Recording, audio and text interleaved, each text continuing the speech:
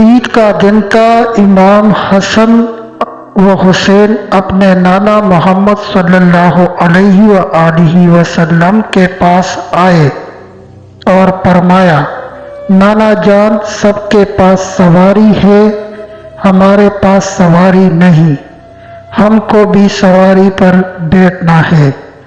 محمد صلی اللہ علیہ وآلہ وسلم نے امام حسن کو اپنے ایک کندھے پر بٹھایا اور امام حسین کو اپنے دوسرے کندھے پر بٹھایا اور کہا، حسن بیٹا، میرے سر کے آدھے بال مبارک تم پکڑ لو اور آدھے بال حسین تم پکڑ لو، میں تم دونوں کی سواری ہوں۔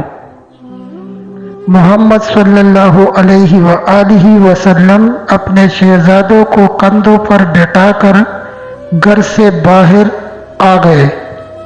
جب باہر یہ منظر حضرت عمر رضی اللہ تعالی عنہ نے دیکھا تو کہا، اے حسن و حسین، تمہاری سواری کتنی خوبصورت ہے۔ اس کے جواب میں محمد صلی اللہ علیہ وآلہ وسلم نے فرمایا، اے عمر، سوار بھی تو دیکھ، سوار کتنے خوبصورت ہے، ماشاءاللہ، سبحان اللہ۔